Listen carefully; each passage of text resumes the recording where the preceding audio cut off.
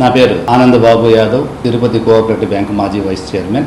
ఈరోజు ముఖ్యంగా ఈ జరుగుతున్న పరిణామాలను బట్టి భూమన కరుణాకర్ రెడ్డి పాపాలు పండాయి అనే తెలుస్తున్నది. ముఖ్యంగా భూమన కుటుంబం మీకు ఈ రోజు హుందాతనంగా ప్రజల సంక్షేమం అభివృద్ధి అనే పదంలో మేము ముందుకు వెళ్తుంటే మీరు ప్రజల సమస్యల మీద పోరాడకుండా జేపీ శ్రీనివాస్ గారి మీద రాయలు వేయడానికి ఎలాగా ఎవరిని తీసుకొని తిట్టిద్దా అనే దాని మీద కాన్సన్ట్రేషన్ చేసేది మానేసి ప్రజా సమస్యల మీద పోరాడితే ప్రజలు మీకు ఇప్పటికైనా క్షమిస్తారు.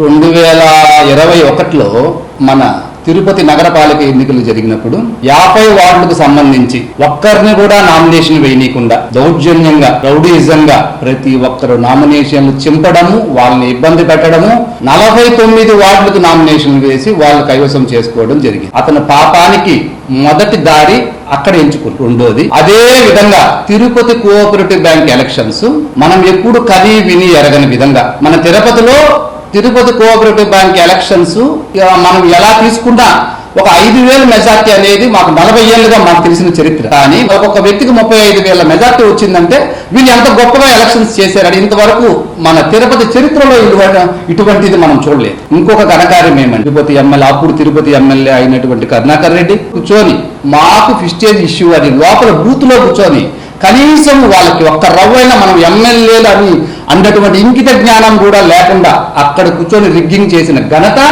మొట్టమొదటగా కరుణాకర్ రెడ్డి గారికి దక్కుతుంది. అదే విధంగా మనం ఎప్పుడు కని విని ఎరగని విధంగా ఎంపీ బై ఎలక్షన్స్ లో మన ఇంటికాడ ఉన్న వాళ్ళు, మన వార్డులో ఉన్న వాళ్ళు, మనకు సంబంధించిన పక్కన వాళ్ళు ఓట్లు వేయడం చూసాం. పక్క జిల్లాల నుంచి కూడా వచ్చి ఓట్లు వేయడం అనేది మొట్టమొదటిసారిగా తిరుపతికి రుచి చూపించిన మహానుభావుడు ఎవరన్నా ఉన్నారు అంటే అతను పాపాలలో ఇది 3వ భాగం. అటువంటి వ్యక్తి కరుణాకర్ రెడ్డి. ఓకేనా? అదే విధంగా టీడీఆర్ బాండ్లకు సంబంధించి ఎన్ని అవకతవకలు జరిగాయి, రోజు దాని గురించి ప్రతి ఒక్కరు ఏ విధంగా మాట్లాడుతున్నారో మీకు అందరికీ తెలుసు. ఇంకొక మహత్తరమైన కార్యం మనమంతా మన ప్రాణమే ఇచ్చేసేటట్టు గొప్ప వ్యక్తి ఆ వెంకటేశ్వర స్వామి. అంత గొప్ప వ్యక్తి అటువంటి మన తిరుపతిలో టీడీ చైర్మన్ రావడం అనేది గొప్ప. అలాంటి అవకాశం అతనికి వచ్చినా అతను పరకామణి విషయంలో ఒక వ్యక్తి ఆ వెంకటేశ్వర స్వామి ఉండిలోనే చేయబెట్టి ఎత్తుకున్నాడు అన్న వ్యక్తిని సమర్థించాడు కాబట్టి ఈ రోజు ఆ పాపాలే అతను అనుభవిస్తున్నాడు. చట్టపరంగా అతని మీద తీసుకోవాల్సిన చర్యలు ఏమున్నాయో అది తీసుకోకపోగా లోకాదత్తులో పెట్టి అతన్ని పిలిపించుకొని రాజీ చేసుకొని అతని చేత డబ్బులు కట్టించడం ఏంటండి? ఇంతవరకు ఎప్పుడైనా మనం కనీ విని ఎరిగామా?